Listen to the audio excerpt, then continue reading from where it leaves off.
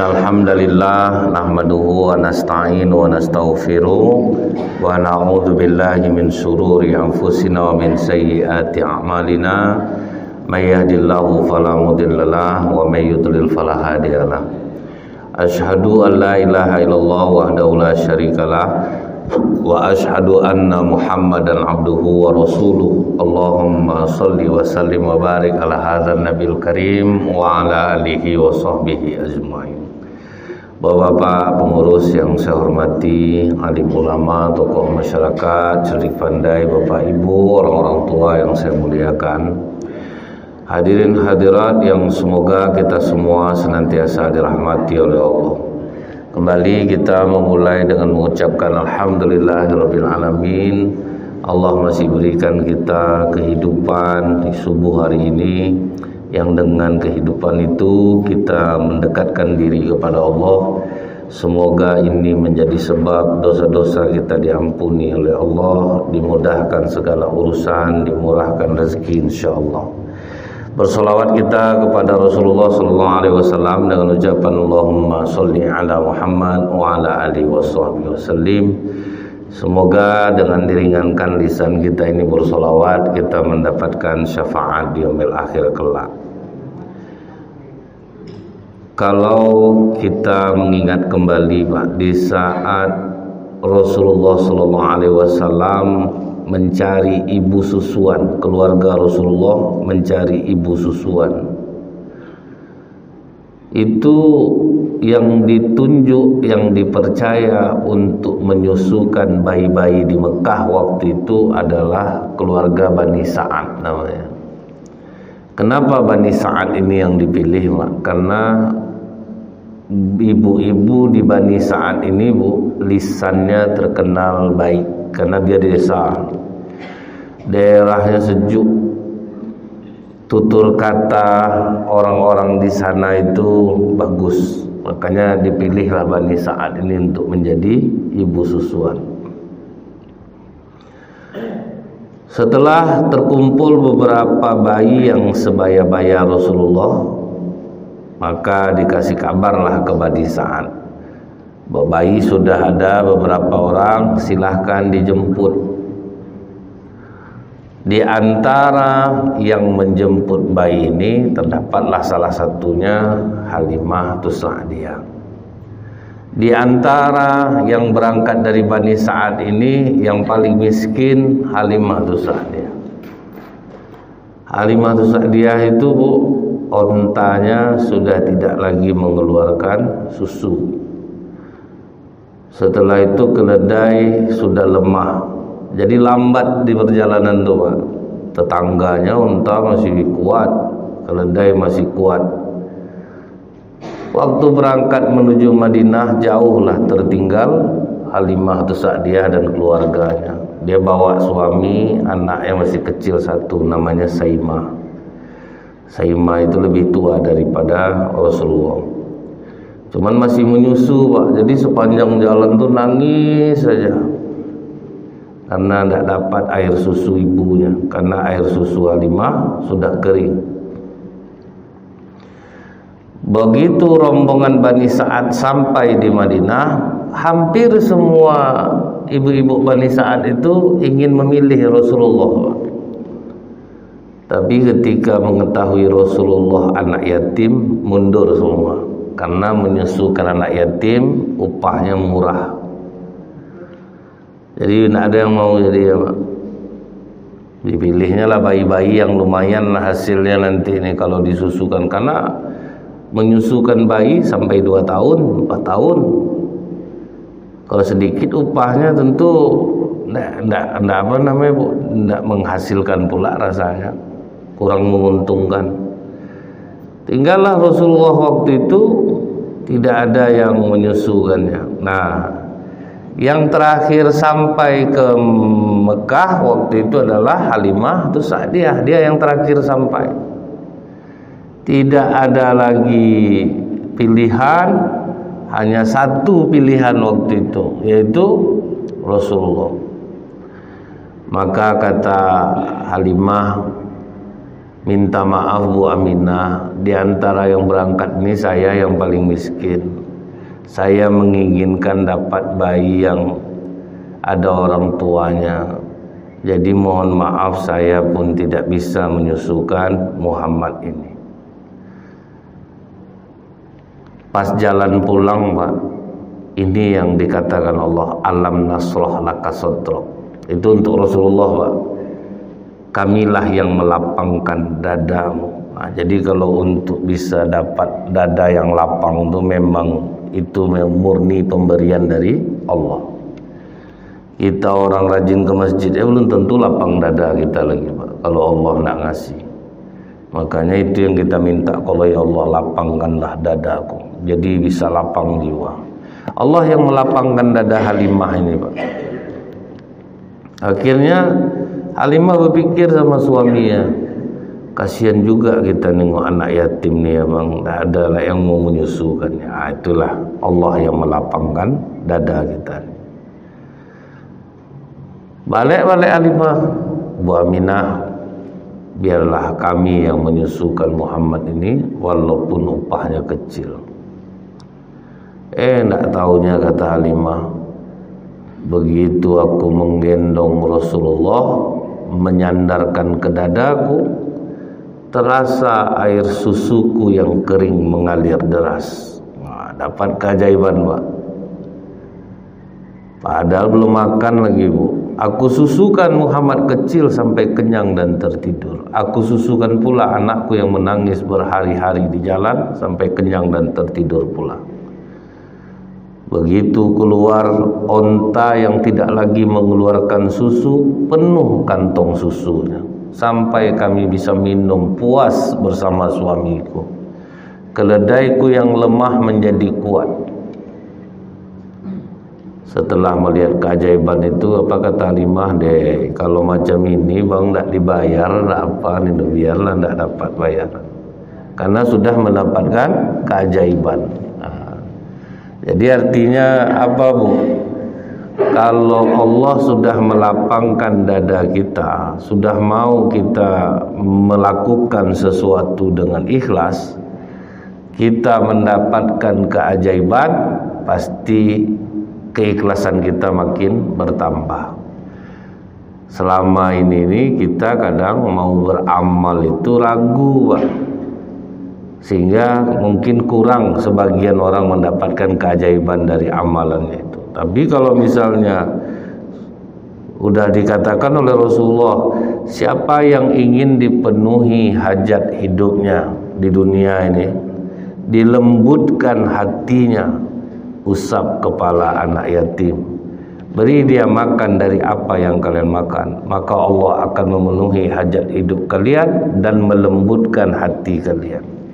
Jadi khusus orang-orang yang berhati keras, kalau mau lunak sedekahnya kepada anak yatim, itu khusus tuh Pak. Tidak bisa ke yang lain-lain dong. Kan kita nih kadang terasa nih Pak, hati ini kok keras ya. Kalau bertengkar berumah tangga tidak mau ngalah Pak, dia betul terus saja. Nah, kalau misalnya di masjid pun gitu juga, ego tinggi, di masyarakat ego tinggi, pendapat dia aja yang harus diterima. Sampai malas orang ikut rapat, jadi Pak, percuma rapatnya nanti tidak juga didengar pendapat kita. Berarti itu ada sesuatu keras hati kita. Jadi mintanya ke Allah untuk mendapatkan hati yang lapang, amalannya bersedekah kepada anak yatim. Nah, kemudian Bapak Ibu, sewaktu Rasulullah tinggal bersama Halimah Sa'diyah di umur beliau 4 tahun. Nah, ini kata Anas nih Pak. Jadi itu tuh kan udah pernah sebetulnya. Saya mengaitkan dengan kajian kita subuh ini. Apa kata Anas bin Malik? Di saat Rasulullah itu berumur 4 tahun, sedang main sama kawannya, datang malaikat Jibril, dipegangnya tangan Rasulullah. Nampak sama kawan-kawannya nih, dipegangnya tangan Rasulullah, dibawanya ke pinggir, kemudian dia belah dadanya. Yang diambil waktu itu hatinya. Inilah hati ini terus Pak yang jadi masalah tuh Bu ya. Sambil dicuci pakai air zam-zam, Apa kata malaikat Jibril? Inilah bagian iblis yang ada pada dirimu, dicuci. Setelah dicuci ditaruh balik. Nah, dari sini kita tahu apa Bu? Kecil Rasulullah lagi yang dicuci adalah hatinya. Kita taat beribadah, dapat hati yang baik, itu baru melejit amalan fisik kita Pak. Amalan fisik kita ini kan sholat, itu kan amalan fisik tuh. Kalau hati baik, melejitlah amalan fisik ini. Nah, kalau kita lihat di dalam surah An-Nahl, wa ja'ala lakumus sam'a wal absara wal afidah, dan Allah menjadikan bagimu pendengaran, penglihatan dan hati. Jadi yang membuat hati kita ini bisa baik bisa buruk, kedua inilah pendengaran, penglihatan. Banyak mendengar yang ndak kotor hati, banyak melihat yang ndak kotor hati.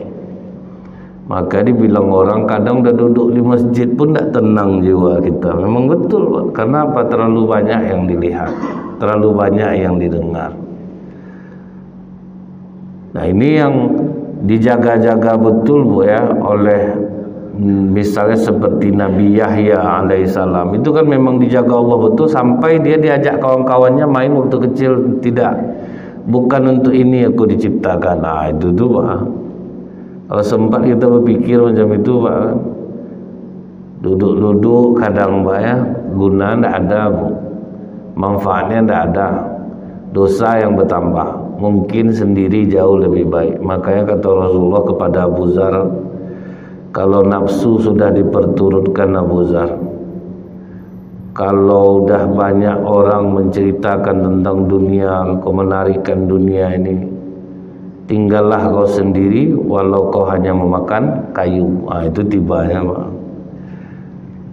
Kalau ingat kita Abu Dzar Al-Ghifari ini akhirnya meninggal sendiri dia Bu. Rasulullah sudah pernah mengatakan dia inilah nanti yang akan meninggal sendirian. Dia hidup pada masa Utsman bin Affan, sama pada masa Rasulullah, pada masa Utsman bin Affan.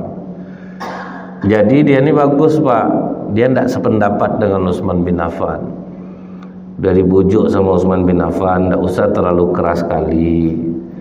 Dia nengok kepincangan sosial waktu itu Pak. Dia pergi mengaudit harta gubernur.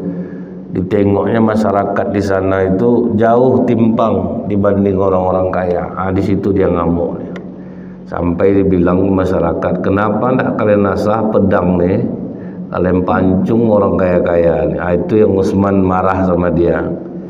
Ditariklah dia balik ke Madinah. Dinasihati Utsman, tidak boleh macam itu betul, jangan sampai kita keras. Karena memang Abu Dzar Al-Ghifari ini memang orangnya itu dari Bani Ghifar, orang-orang yang terkenal keras Pak. Latar belakangnya memang keras. Jadi kata Utsman, udahlah, di sini saja kau bersamaku. Kata Abu Dzar, maaf Utsman, aku tidak sependapat denganmu.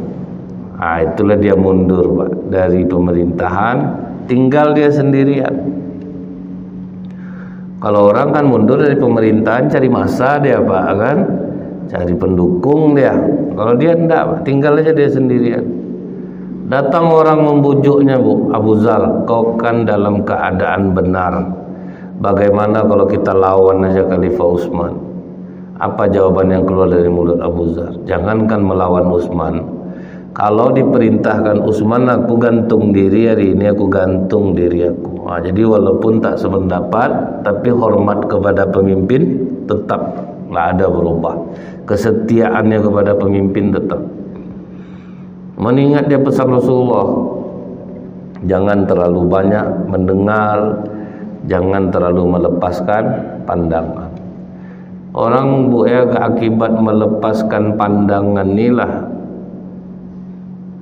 larinya ke perut jadi. Kalau kita ingat Nabi Adam alaihissalam itu begitu ruhnya sampai di mata, itu kan langsung terbelalak melihat keindahan surga. Nampak buah-buahan, terbelalak mata Nabi Adam. Sampailah ruh itu ke perut. Begitu ruh sampai di perut langsung lapar. Gara-gara tadi nengok pandangan, mata melihat. Pas begitu ruh sampai di perut lapar, kan langsung loncat Nabi Adam. Sementara ruh belum sampai di kaki, langsung tertungkup itu. Nah, jadi apa artinya ini? Bahwa karena pandangan mata melaparkan perut, membuat orang akhirnya jadi tergila-gila dan terburu-buru. Bulan puasa duduk aja kita di rumah Pak, aman sore itu Pak. Duduk masjid, zikir, dibantailah keluar. Tertengok sarabi, salalau, kolak pisang. Itu kalau udah tertengok mata tuh Pak, langsung ke perut perginya. Beli lotek, beli lopis, beli bubur putih. Tiap hari pada berlebih-lebih di rumah, tapi setiap hari kita akan beli. Itulah ngerinya pandangan mata nih. Betul-betul menghias dia. Itu juga Bu ya, kalau kita sering mendengar hal-hal yang negatif. Kuat kita Pak, bisa jadi sakit jadi. Kita kalau duduk Pak, sering mendengar orang cerita sakit Pak, bisa sakit kita Pak. Makanya saya kalau misalnya ada pengajian-pengajian Bu ya, udah mulai terdengar saya orang cerita sakit inilah, saya check up di sini itu cepat saya pergi Pak. Karena itu tuh pengaruhnya bahaya ke jiwa kita. Aturan tidak sakit itu jadi sakit Pak. Datang orang bilang, akunya lemah, badan aku terlalu banyak makan ayam kemarin. Mulai takut Pak sebelah Pak, dikasih tahu lah kan jangan makan ayam lagi, itu kawan Bapak udah kena dari situ. Disalinnya kecemasan tuh jadinya Pak, mendengar-dengar yang negatif tuh ngeri. Ada orang udah terbeli di rumah tipe 36, udah bahagia dia, udah cocok lah untuk dia suami istri Pak. Bahagia dia dengan pencapaian itu, dapat beli rumah. Bertamulah kawan yang negatif Pak. Kecil rumah kau lagi, betah kau di rumah. Hilang rasa bersyukur dia Pak. Akhirnya berutang dia, direnovnya balik rumah dia. Itulah bahayanya mendengar. Ada seorang ulama duduk di masjid, disangkanya orang sedang cerita agama Pak, duduk. Pergi dia ke situ Bu, rupa cerita duit masuk Pak, cerita usaha, cerita ini. Langsung lemah badannya, kabur dia langsung. Karena kata dia, aku ini seperti orang yang kehujanan di luar, nampak tempat berteduh, pergi ke situ, rupa tambah gawatlah bocornya lagi. Karena dianggapnya itu bukan menguatkan iman ketika kita mendengarnya. Makanya banyak orang sakit itu kan gara-gara banyak mendengar tuh Pak. Misalnya ibu nonton TV, ada berita bakso pakai daging babi. Itu Pak, sampai bakso di sini tidak laku dibuatnya tuh Pak. Padahal tidak ada hubungannya Pak. Itulah dilihat, didengar, itu yang ngeri itu. Makanya hati-hati kita nih dalam menggunakan pandangan, pendengaran, karena jatuhnya pasti ke dalam hati.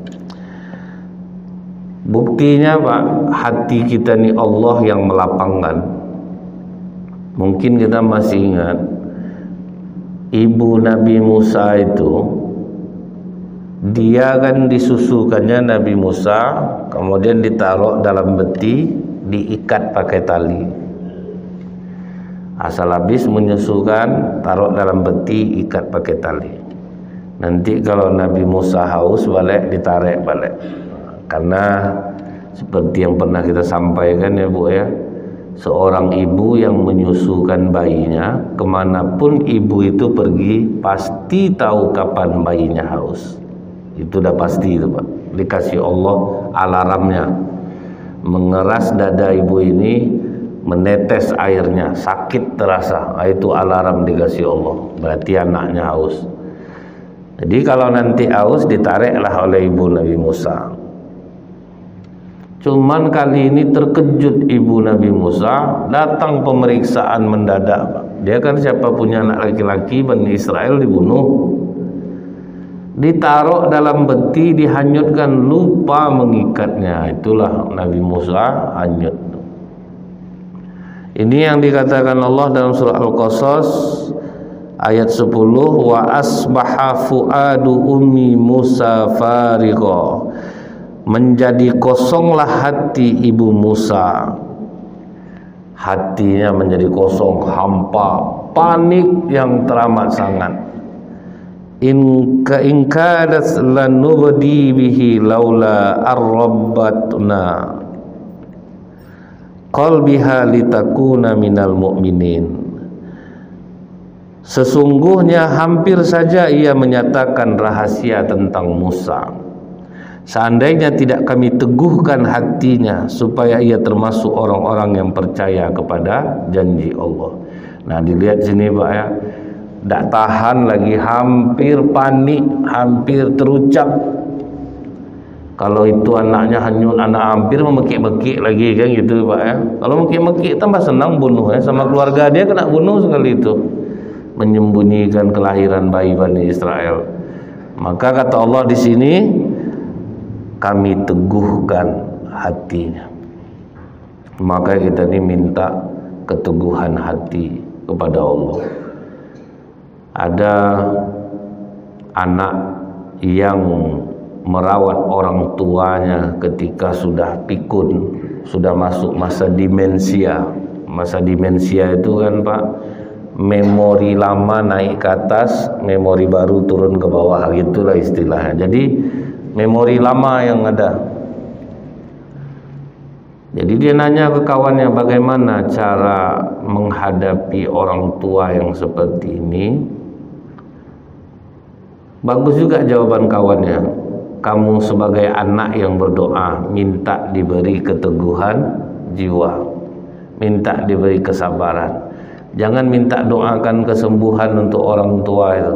Kita yang sebagai anak minta diberi kesabaran untuk merawat orang tua. Nah, minta keteguhan jiwa dari Allah. Kalau enggak Pak, kita sering menengok anak-anak yang merawat orang tuanya di masa tuanya, kadang ngamuk dia jadinya. Kenapa? Dia tidak minta keteguhan jiwa kepada Allah. Memang habis itu menyesal balik.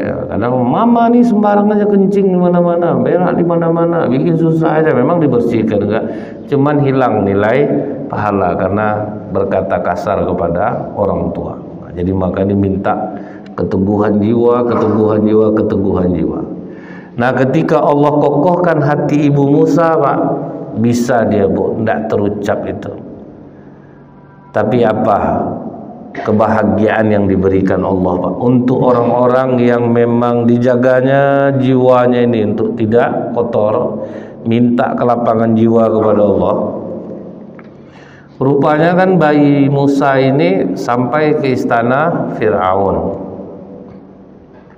Yang menemukannya adalah istri Fir'aun sendiri, yaitu Aisyah binti Mumtazim. Allah tanamkan rasa cinta ke dalam hati Aisyah kepada Nabi Musa. Allah pula lah yang menanamkan itu. Jadi memang kalau hidup serba ke Allah aja kita meminta Pak, baru lega rasa jiwa ini. Allah yang menanamkan rasa cinta itu. Jadi kalau kita tahu ini Pak, kita tidak akan iri dengki lagi kepada orang Bu. Misal macam di kantor Pak, ada bos ini sayang betul dia sama anak buahnya yang ini, sama yang lain enggak. Kan itu tuh Pak. Memang Allah yang memasukkan rasa itu ke dalam jiwanya. Cuman kadang ada di bawah orang baik, ada di bawah orang buruk jadinya. Allah yang menanamkan. Kalau kita lihat Bu ya, saya tengok beberapa hari ini kejadian. Ada perempuan menikah, laki-laki ini ganteng, baik hati Pak. Sudah nikah lari istrinya Pak, mengikut mantannya yang tak jadi sama dia. Saya tengok lebih ganteng lah rasanya suaminya yang mau dinikahinya ini. Tapi itulah Bu, masalahnya adalah rasa. Nah, itu dia Pak. Allah yang menanamkan. Macam kita kadang-kadang kan Pak, anak jangan kau sama dia, anda akan bahagia kau, tapi tetap juga dia memilih itu. Allah yang menanamkan rasa itu. Jadi kalau orang-orang tua udah tahu, dia tidak akan panik lagi Pak. Memang Allah yang menanamkannya, apa boleh buat. Nah mungkinlah kan dipaksa-paksa nak jadi rusak dia yang lari dari rumah, apa dipaksa gitu Pak ya. Jadi begitu sudah ditanamkan oleh Allah rasa cinta ke dalam hati istri Fir'aun kepada Musa, maka Fir'aun kan mengatakan kepada Aisyah, ini bayi Bani Israel, bunuh. Kata Aisyah, entah mengapa sayang aku sama yang ini, tidak usah bunuh lagi. Selamat Pak dari pembunuhan. Habis itu apa skenario yang dibuat Allah lagi Bu? Menangislah Nabi Musa kecil ini sejadi-jadinya. Sebanyak itu ibu-ibu di istana yang menyusui, tidak ada yang bisa mendiamkan Nabi Musa kecil ini Pak. Tidak ada yang mau nyusu dia. Cuma Aisyah dibawanya lah ke pasar, disayembarakan. Siapa yang bisa menyusukan bayi ini dan dia diam, akan kuberikan kekayaan dan hadiah.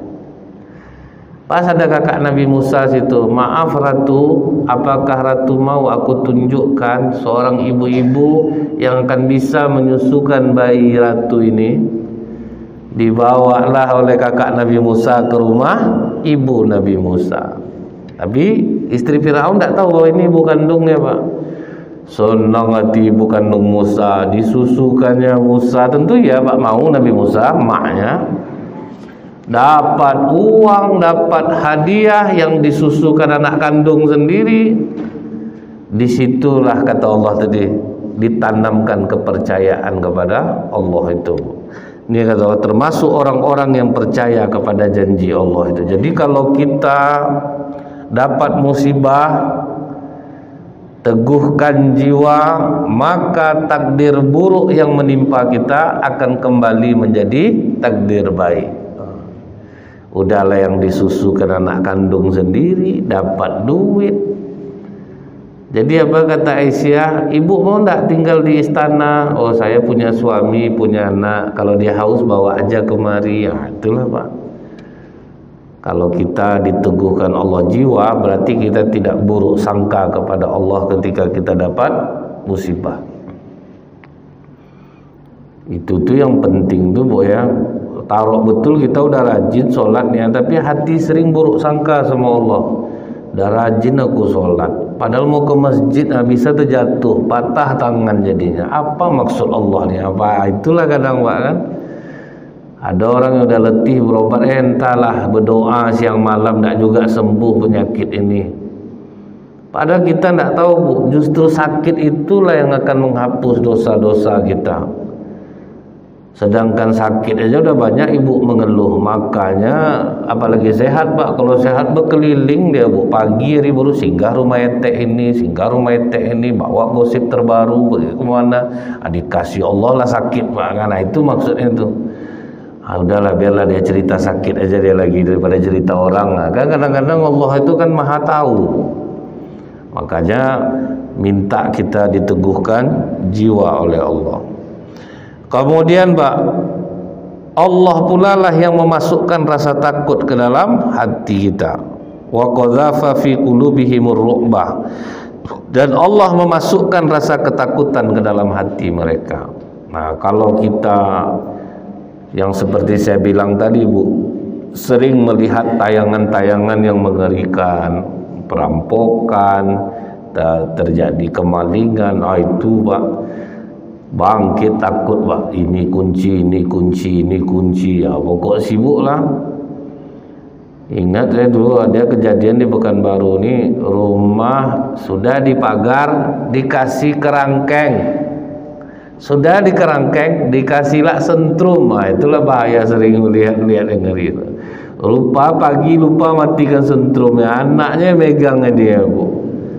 Itulah karena Allah berikan rasa takut. Kita tinggal di kota, sering dengar cerita hantu-hantu dari kecil, Pak. Wah, penakut minta ampun kita jadi. Pas saya tengok orang masuk hutan bawa senter, santai aja, dia tidak pernah tahu, Pak, hantu itu apa, tuh santai dia jadinya, Pak.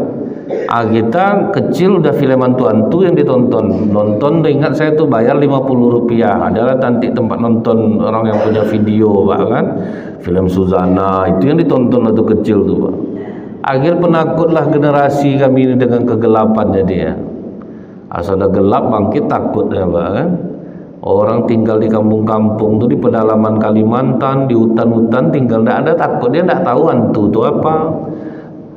Itu enaknya, Pak, tidak pernah tahu berita itu, tidak pernah. Jadi kuat jadinya jiwanya, Pak. Kalau tidak, kita ini karena banyak melihat, akhirnya dikasih Allah rasa takut.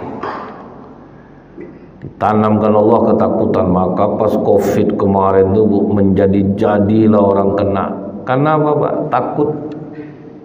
Batu orang di masjid berdenyut jantungnya langsung positif udah ini tidak bisa ya. Bangkit takutnya, Pak. Kemana takut, ini takut. Ada bapak Bu padahal taat ibadah tuh, Pak. Anaknya ke rumahnya, mandi kau dulu, taruh baju sana. Wah, ngeri, Pak. Ditanamkan Allah rasa takut sejadi-jadinya. Terlalu apa, Pak? Sampai anak bingung juga. Saya mau nyetor duit, Ustaz suruh apa dulu tuh, cuci tangan, ganti baju. Ngeri, Pak, ganti baju di Pekanbaru nih. Akhir mati juga bapak tuh, tidak kena COVID juga mati jadi ya, Pak. Berkurung 2 tahun di rumah itu yang buat dia mati. Cobalah tidak ketemu orang, tidak bersosialisasi, Pak, tidak berkawan. Paling orang-orang kita di sini yang cuek ya, Pak, santai ya, tidak peduli keluar juga apa. Yang penting kita pakai masker apa. Jadi ada juga berkawan, Pak. Ayam aja 3 hari tidak berkawan, mati dia, Pak. Apalagi macam kita tuh, pemenung aja dia tuh ayam tuh. Apalagi kita manusia. Jadi saya senang juga waktu itu orang tetap beraktivitas, keluar apa biasa aja. Disuruh pemerintah vaksin, ikut kita vaksin. Disuruh pakai masker, ikut kita pakai masker. Setelah itu tawakal kepada Allah, Pak. Oh, tidak ditanamkan Allah rasa takut, Bu. Apa aja takut kita dibuatnya. Ada yang sampai ke apa, pergi belanja ke pasar pakai baju APD dia, Pak. Pakai baju astronot itu dia belanja, berapa panas dalam itu, Pak. Cuman itulah salut kita itu, Bu, ya, macam dokter-dokter di rumah sakit. Bukan tidak panas tuh, Pak, kan. Sama-sama berjuang lah waktu itu gitu. Jadi maka kita ikut anjuran. Suruh pakai masker, suruh jaga jarak, kita jaga jarak. Jalankan apa yang disuruh pemerintah itu, setelahnya tawakal kepada Allah. Ini sampai yang saya bilang itu, Bu, ya, hilang rasa kasih sayang. Ada ibu-ibu sedang makan Indomie sama suami sama anaknya. Datang ibu ini bilang, kok tidak terasa sama mama bumbu Indomie ini. Lari langsung suami sama anaknya. Rupanya lupa ibu tuh masukkan bumbunya, Bu. Suami dah jauh lari kan. Kalau jadi COVID itu tidak ada yang terasa lagi. Nah, kita jangan sampai ditanamkan Allah rasa takut nih, Pak. Disebabkan mata melihat, telinga mendengar ini. Kemudian, Pak, kita semua sudah mengetahui bahwa kata Allah, innallaha la yanzuru ila ajzadikum wala ila suwarikum walakin yanzuru ila qulubikum.